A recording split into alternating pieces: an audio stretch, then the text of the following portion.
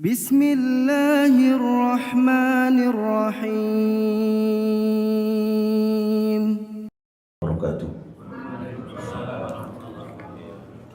Alhamdulillah, wassalatu wassalamu ala rasulillah wa ala alihi wa sahbihi wa mawala. Ma ba'du, rabbi israh li sadri wa yassir li amri wahlul 'uqdatam min lisani yafqahu qawli.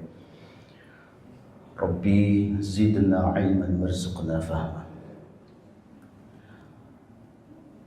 Pertama-tama, marilah kita panjatkan puja dan bersyukur kita kehadirat Allah Subhanahu wa taala yang telah memberikan kita nikmat yang luar biasa.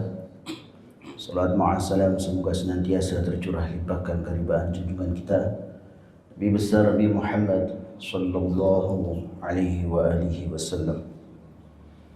Hadratil kiram wal muhtaram, para alim, para ulama, para sesepuh, para asatiz, bil khusus pengurus DKM Masjid Al-Hidayah, juga para jamaah yang iktikaf.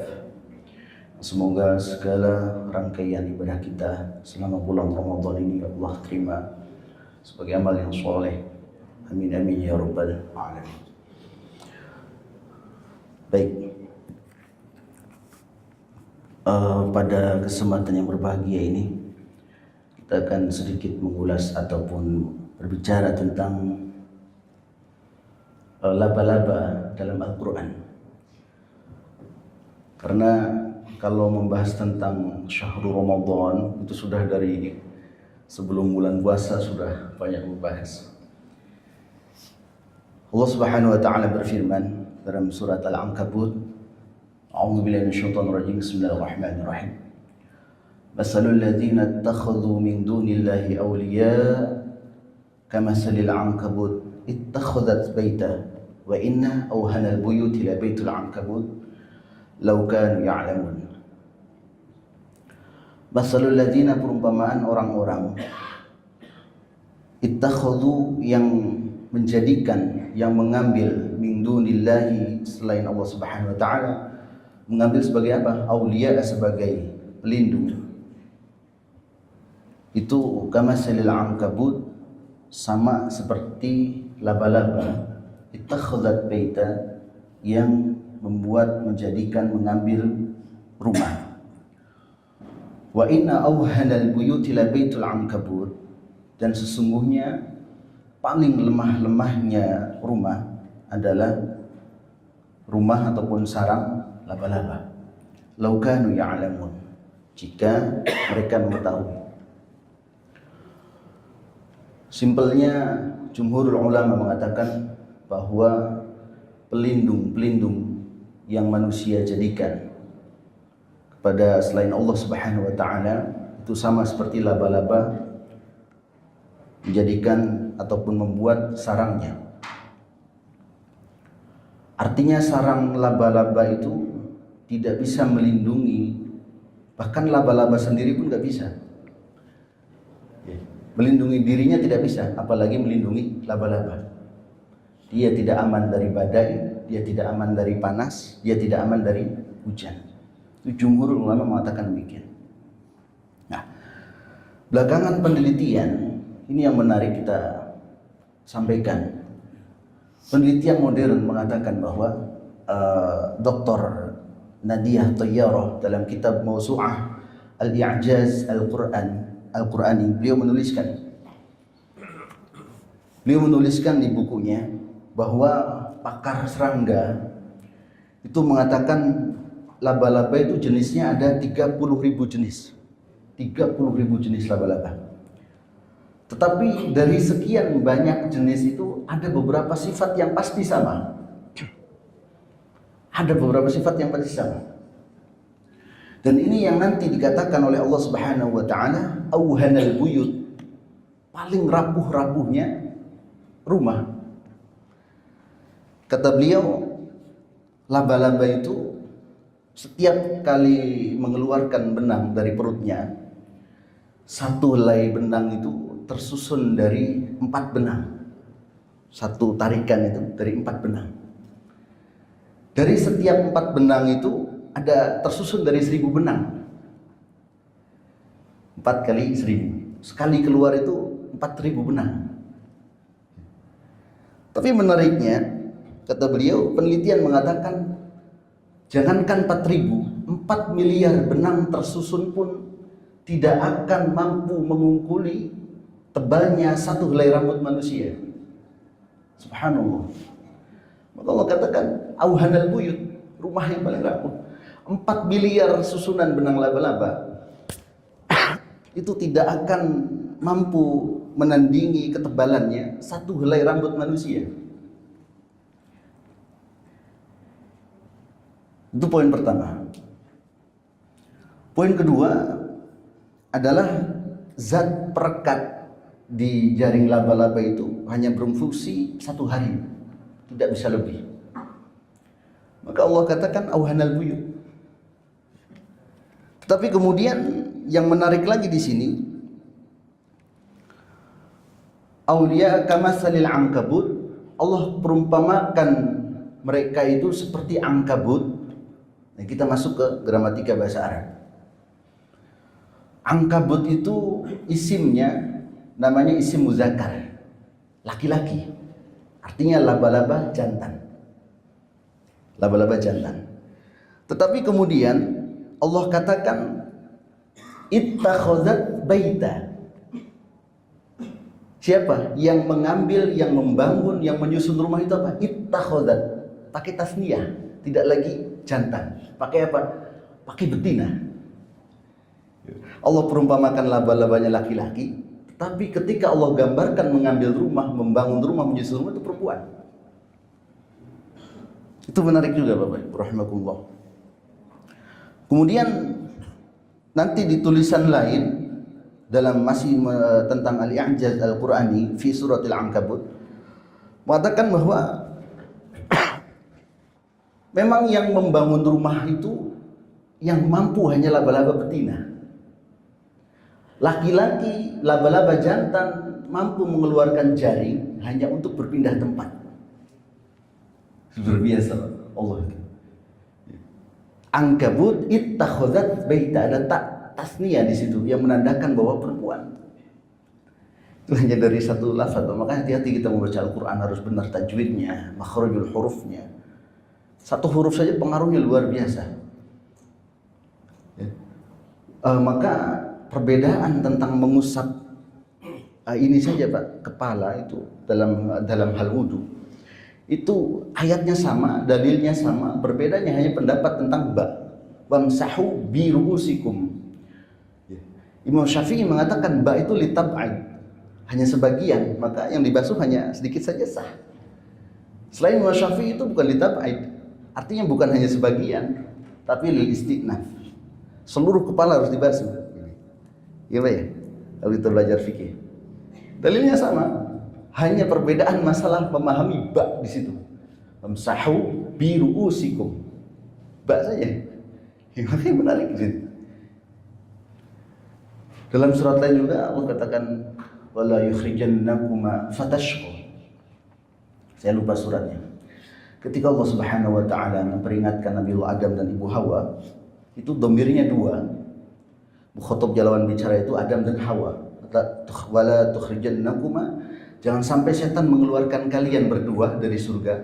Fatashqa, karena nanti kamu akan mengsara. Fatashqa-nya itu ditunjukkan hanya satu, Pak. Hanya Nabi Adam. Pertama Allah tunjukkan 2, Adam dan Hawa. Fatashqa kemudian yang nanti kalau rugi sengsara itu siapa? Adam. Nanti ada lagi pembahasannya. Kembali lagi pada ittakhadzat baita. Maka kembali lagi, kenapa Allah menyisipkan ayat ini? Di antaranya adalah itu tadi. Yang mampu menciptakan jaring itu hanya laba-laba betina. Ya. Lebih lanjut lagi, penelitian modern mengatakan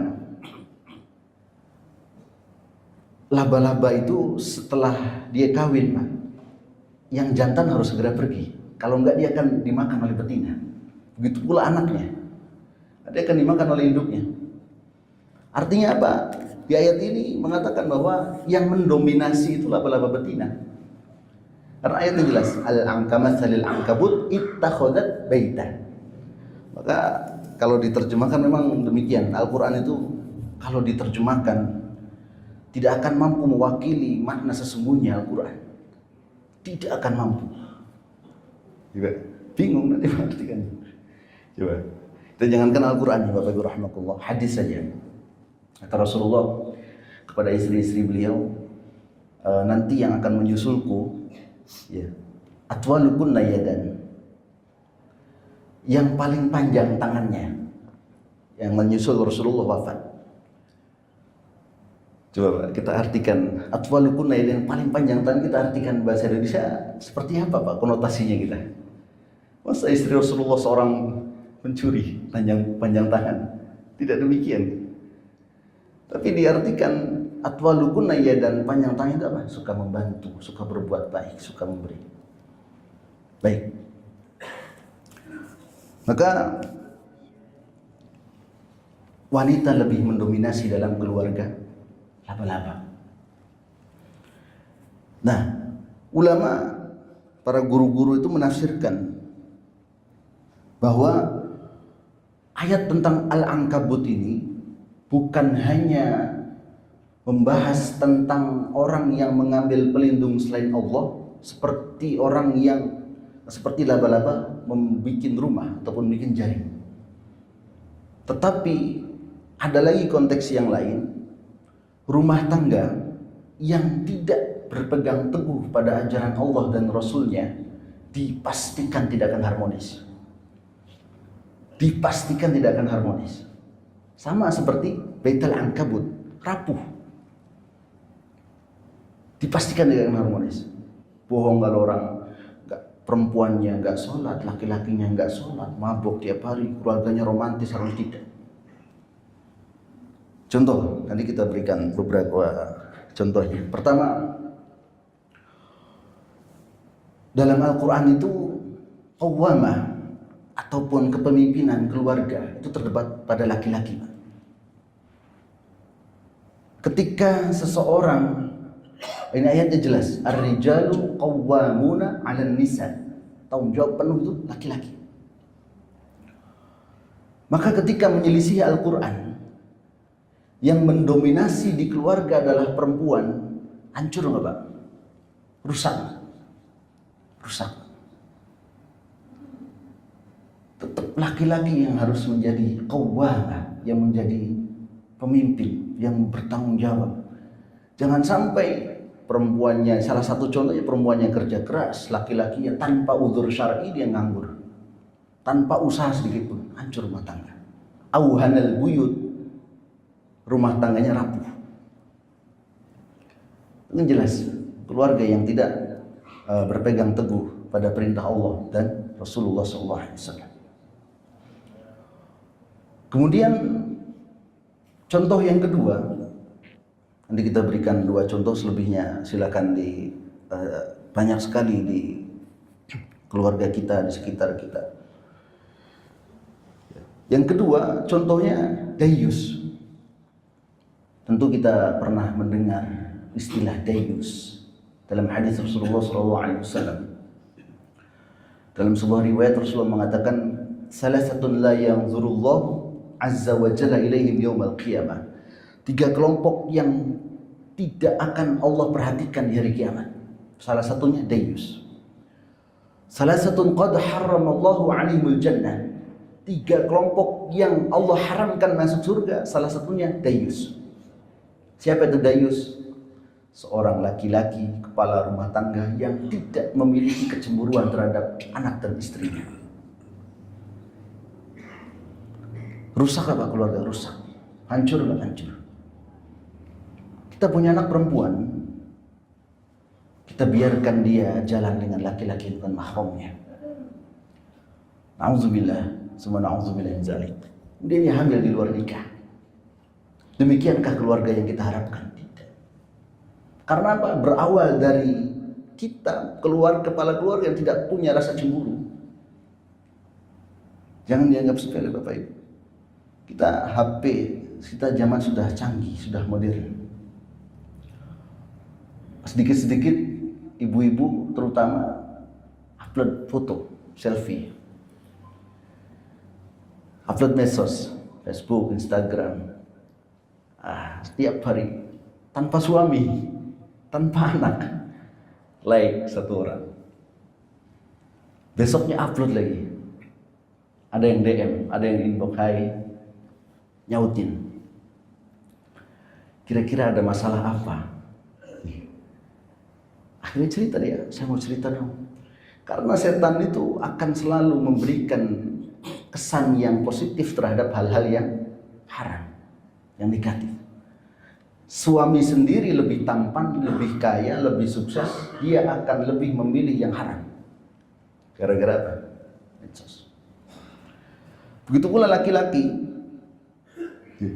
dia senang scroll-scroll HP, melihat yang cantik dengan aurat terbuka. Maka seseorang yang terbiasa dengan perkara yang haram, dia tidak lagi tertarik dengan perkara yang halal, yakinlah. Bapak-bapak kalau suka nonton dangdut, nonton hal-hal yang seksi-seksi, setelah itu lihat istri, Pak, masih cantik tidak? Maka doa kita, Allahumma aghdina bihalalika an haramik wa bita'atika an ma'syiatik wa bifadlika amman siwak. Itu bukan hanya doa untuk rezeki, tapi kita mohon pada Allah cukupkan dengan yang halal. Ketika kita jaga pandangan mata kita, istri kita akan tetap terlihat cantik. Ibu-ibu juga kalau tidak mengumbar auratnya, bahkan di medsos sekalipun, rumah tangga akan aman. Perselingkuhan bukankah datang dari situ, Pak? Facebook, Instagram, dari situ. Maka jangan sampai keluarga kita menjadi auhanal buyut, keluarga yang tidak harmonis, hancur rapuh, karena tidak berpegang teguh pada aturan-aturan yang telah Allah dan Rasul tetapkan. Dan keluarga ini penting, Pak. Allah Subhanahu wa taala bahkan sampai mengapresiasi untuk keluarga yang tentram, sakinah, mawaddah, rahmah. Allah Subhanahu wa taala berfirman, "Innallaha astafa Adama wa Nuha wa ala Ibrahim wa ala Imran 'alal 'alamin." Ini juga unik, Pak, kalau kita perhatikan. Innallaha astafa, sesungguhnya Allah Subhanahu wa taala memilih Adam, wa Nuha, Nabi Nuh, Nabi Adam, Nabi Nuh, wa ala Ibrahim, keluarga Ibrahim, wa ala Imran, keluarga Imran, 'alal 'alamin. Apa yang beda, Pak?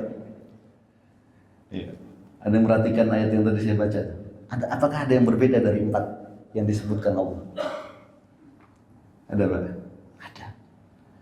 Ketika Allah sebutkan Adam, Nabiullah Adam dan Nabiullah Nuh, hanya beliaunya saja yang Allah sebut. Inna Allah astafa Adama wa Nuha.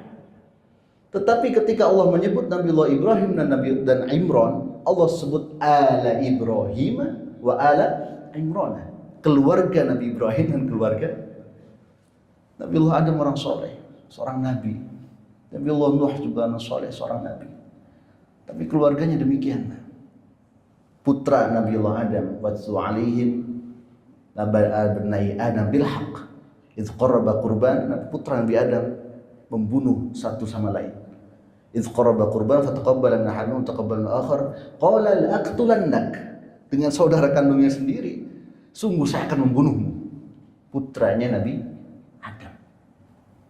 Kita tidak dalam rangka menyalahkan beliau, tidak sama sekali, tapi kita mengambil ibrah dari sini.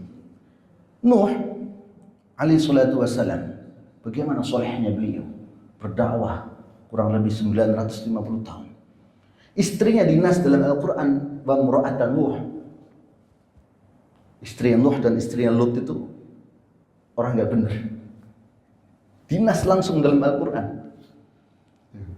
Anaknya ketika banjir melanda, banjir bandang, Allah turunkan azab. Kata Nabiullah Nuh, ya bunayya arkab ma'ana. Wahai anakku, sini naik ke perahu. Apa kata anaknya? Sa'awi ilal jabali ya'simuni minal ma'. Anak istrinya demikian. Coba. Tapi anak-anak yang soleh, anaknya Nabiullah, putranya Nabiullah Adam, Ya bunayya inni ara fil manam anni adbahuk. Wahai ananda, saya melihatmu dalam mimpi aku menyembelihmu. Apa kata Nabi Ismail putranya? Ya abati fa'al ma tu'mar. Silahkan ayahanda, sopan. Ketika ayahnya mengatakan ya bunayya, wahai ayahanda, anaknya mengatakan ya abati, wahai ayahanda. Ketika ayahnya mengatakan wahai ananda, anaknya mengatakan wahai ayahanda. Sama seperti Nabiullah Yakub, Nabiullah Yusuf. Kata Nabi Yusuf, ya bunayya inni ra'aitu fil manam inni ara fil abad. Idh qala Yusuf li abihi ya abati inni ra'aitu ahada asyara kawkaban wasyamsa wal qamara ra'aituhum lisajidin. Ya abati, wahai ayahanda. Kemudian ayahnya menimpali, ya bunayya la taqsus ru'yaka. Wahai ananda, jangan kau ceritakan. Tapi putra Nabi Nuh tidak ada kata-kata ya abati. Langsung sa'abi ila jabal ya'simuni minal ma. Jadi demikian Bapak Ibu rahimakumullah, di malam yang penuh berkah ini kita minta Allah Subhanahu wa taala agar Allah berikan kita keluarga yang sakinah mawaddah rahmah. Karena kadang cita-cita sakinah mawaddah rahmah itu sudah mulai luntur. Dulu waktu baru kenal saja dengan istri kita, calon kita, doanya sakinah mawaddah rahmah. Coba sudah seusia kita, apakah masih ada cita-cita itu? Maka semoga cita-cita ini terus kita bawa sampai meninggal, dan kita tinggalkan nanti anak-anak yang soleh dan solehah. Jangan sampai keluarga kita sama seperti auhanal buyut labaitul ankabut. Jangan sampai seperti rumah tangganya laba-laba. Allah ansab, mohon maaf atas segala kurangannya. Assalamualaikum warahmatullahi wabarakatuh. Kita tutup dengan kafaratul majlis. Subhanakallahumma bihamdika asyhadu an la ilaha illa anta astaghfiruka wa atubu ilaik.